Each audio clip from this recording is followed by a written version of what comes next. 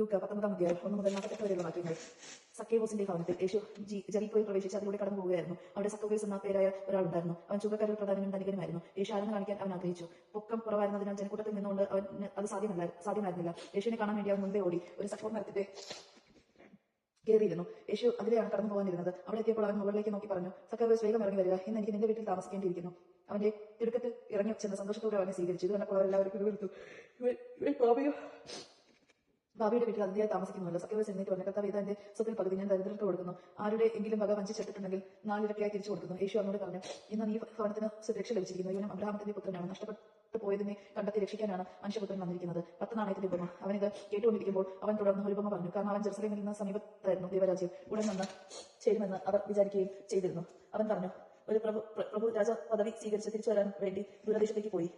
അവൻ കൃത്യന്മാരിൽ 10 പേരെ വിളിച്ച് 10 നാണയം വരെ ഏൽപ്പിച്ചുകൊണ്ട് പറഞ്ഞു, ഞാൻ തിരിച്ചു വരുന്നത് വരെ നിങ്ങൾ ഇതുകൊണ്ട് വ്യാപാരം ചെയ്യും. അവന്റെ പൗരന്മാർ അവനെ വെറുത്തിരുന്നു. ഈ മനുഷ്യൻ ഞങ്ങളെ ഭരിക്കുവാൻ ഞങ്ങൾ ഇഷ്ടപ്പെടുന്നില്ല എന്ന നിവേദനവുമായി അവർ ഒരു പ്രതിദിന സംഘത്തെ അവന്റെ പിന്നാലെ അയച്ചു. എന്നാൽ അവൻ രാജപദവി സ്വീകരിച്ചു. തിരിച്ചു വന്ന് താൻ പണം ഏൽപ്പിച്ചിരുന്ന ഭൃത്യന്മാർ വ്യാപാരം ചെയ്തു എന്ത് സമ്പാദിച്ചു എന്ന് അറിയുന്നതിന് അവരെ വിളിക്കാൻ അവൻ കൽപ്പിച്ചു. ഒന്നാമൻ വിളിച്ചു പറഞ്ഞു, യജമാനൻ, നീ തന്ന നാണയം 10 കൂടി നേടിയിരിക്കുന്നു. അവൻ പറഞ്ഞു, കൊള്ളാം, നല്ലവനായ ഭൃത്യ, ചെറിയ കാര്യത്തിൽ വിശ്വസ്തനായിരിക്കുന്നതുകൊണ്ട് 10 നഗരങ്ങളുടെ മേൽ നീ അധികാരിയായിരിക്കും. രണ്ടാമൻ പറഞ്ഞു, യജമാനൻ, നീ തന്ന നാണയം 5 കൂടി നേടിയിരിക്കുന്നു. യജമാനൻ അവനോട് പറഞ്ഞു, 5 നഗരങ്ങളുടെ മേൽ നീ അധികാരിയായിരിക്കും. വേറൊരുവെന്ന് പറഞ്ഞു, യജമാനൻ, ഞാൻ തുണിയിൽ പൊതിനെ സൂക്ഷിച്ചിരുന്ന നിന്റെ നാണയം എനിക്ക് ഭയമായിരുന്നു. കാരണം നീ കർക്കശനും വയ്ക്കാത്തത് എടുക്കുന്നവനും വിതയ്ക്കാത്തത് കൊയ്യുന്നവനുമാണ്. അവൻ പറഞ്ഞു, ദുഷ്ടഭൃത്യ, നിന്റെ വാക്കുകൊണ്ട് തന്നെ നിന്നെ ഞാൻ വിധിക്കും.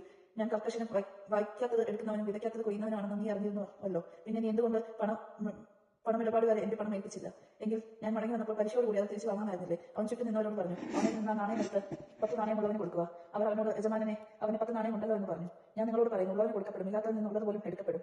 ഞാൻ ഭരിക്കുന്നത് ഇഷ്ടമില്ലാതിരുന്ന എന്റെ ശത്രുക്കളെ ഇവിടെ കൊണ്ടുവന്ന് എന്റെ മുൻപിൽ വെച്ച് കൊന്നുകളയും. ജെറുസലേമിലേക്ക് രാജകീയ പ്രവേശനം. അവനിത് പറഞ്ഞതിനു ശേഷം ജെറുസലേമിലേക്കുള്ള യാത്ര തുടർന്നു. ഒലിവുമലയ്ക്കരികിലുള്ള ബെത്താനിയ എന്നീ സ്ഥലങ്ങളെ സമീപിച്ചപ്പോൾ അവൻ 2 ശിഷ്യന്മാരെ ഇപ്രകാരം നിർദ്ദേശിച്ചയച്ചു, എതിരെ കാണുന്ന ഗ്രാമത്തിലേക്ക് പോകുവിൻ. അവിടെ ചെല്ലുമ്പോൾ ആരും ഒരിക്കലും കയറിയിട്ടില്ലാത്ത ഒരു കഴുതക്കുട്ടിയെ കെട്ടിയിരിക്കുന്നത് കാണും. അതിനെ അഴിച്ചുകൊണ്ട് വരിക. നിങ്ങൾ അതിനെ അഴിക്കുന്നത് എന്തെന്ന് ആരെങ്കിലും ചോദിച്ചാൽ, കർത്താവിന് അതിനെ കൊണ്ട് ആവശ്യമുണ്ടെന്ന് പറയുക. അയക്കപ്പെട്ടവർ പോയി യേശു പറഞ്ഞതുപോലെ കണ്ടു. അവർ കഴുതക്കുട്ടിയെ അഴിക്കുമ്പോൾ അതിന്റെ ഉടമസ്ഥൻ അവരോട്, നിങ്ങൾ എന്തിനാണ് കഴുതക്കുട്ടിയെ അഴിക്കുന്നത് എന്ന് ചോദിച്ചു. കർത്താവിന് ഇതിനെ കൊണ്ട് ആവശ്യമുണ്ട് എന്നവർ പറഞ്ഞു. അവർ അതിനെ യേശുവിന്റെ അടുക്കൽ കൊണ്ടുവന്നു. തങ്ങളുടെ വസ്ത്രങ്ങൾ കഴുതക്കുട്ടിയുടെ പുറത്ത് വിരിച്ച് അവൻ യേശുവിനെ ഇരുത്തി. അവൻ കടന്നു പോകുമ്പോൾ അവർ വഴിയിൽ തങ്ങളുടെ വസ്ത്രങ്ങൾ വിരിച്ചു. അവൻ പട്ടണത്തോട് അടുത്ത് ഒലിവുമലയുടെ ചരിവിന് സമീപത്തെത്തിയപ്പോൾ ശിഷ്യഗണം മുഴുവൻ സന്തോഷിച്ച് തങ്ങൾ കണ്ട എല്ലാ അത്ഭുത പ്രവർത്തികളെയും പറ്റി ഉച്ചത്തിൽ ദൈവത്തിനെ സ്തുതിക്കാൻ തുടങ്ങി. കർത്താവിന്റെ നാമത്തിൽ വരുന്ന രാജാവ് അനുഗ്രഹീതൻ, സ്വർഗ്ഗത്തിൽ സമാധാനം, അത്യുന്നതങ്ങളിൽ മഹത്വം എന്നവർ ആർത്തു വിളിച്ചു. ജനക്കൂട്ടത്തിൽ ഉണ്ടായിരുന്ന ചില ഫരിസേയർ അവനോട് പറഞ്ഞു, ഗുരു, നിന്റെ ശിഷ്യന്മാരെ ശാസിക്കുക. അവൻ പ്രതിവദിച്ചു, ഇവർ മൗനം ഭജിച്ചാൽ ഈ കല്ലുകൾ ആർത്തു വിളിക്കുമെന്ന് ഞാൻ നിങ്ങളോട് പറയുന്നു. അവൻ അടുത്ത് വന്ന് പട്ടണം കണ്ടപ്പോൾ അതിനെക്കുറിച്ച് വിലപിച്ചുകൊണ്ട് പറഞ്ഞു, സമാധാനത്തിനുള്ള മാർഗ്ഗങ്ങൾ ഈ ദിവസത്തിലെങ്കിലും നീ അറിഞ്ഞിരുന്നുവെങ്കിൽ, എന്നാൽ അവ ഇപ്പോൾ നിന്റെ ദൃഷ്ടിയിൽ നിന്ന് മറയ്ക്കപ്പെട്ടിരിക്കുന്നു. ശത്രുക്കൾ നിനക്ക് ചുറ്റും പാളയം അടിച്ച് നിന്നെ വളയുകയും എല്ലാ ഭാഗത്തു നിന്നും നിന്നെ നരിക്കുകയും ചെയ്യുന്ന ദിനങ്ങൾ വരും. നിന്നെയും നിന്റെ മക്കളെയും നശിപ്പിക്കുകയും നിന്നിൽ കല്ലിന്മേൽ കല്ല് ശേഷിക്കാതിരിക്കുകയും ചെയ്യും. എന്നാൽ തന്റെ സന്ദർശന ദിനം നീ അറിഞ്ഞിരുന്നില്ല. ദേവാലയ ശുദ്ധീകരണം. അനന്തരം അവൻ ദേവാലയത്തിൽ പ്രവേശിച്ച് അവിടെ കച്ചവടം നടത്തിക്കൊണ്ടിരിക്കുന്നവരെ പുറത്താക്കാൻ തുടങ്ങി. അവൻ അവരോട് പറഞ്ഞു, എന്റെ ആലയം പ്രാർത്ഥനാലയം എഴുതപ്പെട്ടിരിക്കുന്നു, നിങ്ങളോ അതിലെ കവർച്ചക്കാരുടെ ഗുഹനായി മാറ്റിയിരിക്കുന്നു. അവൻ ദിവസവും ദേവാലയത്തിൽ പഠിപ്പിച്ചിരുന്നു. പുരോഹിത പ്രമുഖന്മാരും നിയമജ്ഞരും ജനപ്രമാണികളും അവനെ നശിപ്പിക്കാൻ മാർഗം അന്വേഷിച്ചു വന്നിരുന്നു. എന്നാൽ അവർക്കൊന്നും ചെയ്യാൻ കഴിഞ്ഞില്ല. കാരണം ജനങ്ങളെല്ലാം അവന്റെ വാക്കുകളിൽ മുഴുകി അവനെ വിട്ടുപോകാതെ നിന്നു. ദൈവമാണ് നാം കേട്ടത്. നമുക്ക് ദൈവത്തെ സ്തുതിക്കാം. ക്രിസ്ത്യാനിക്ക് സ്തുതി.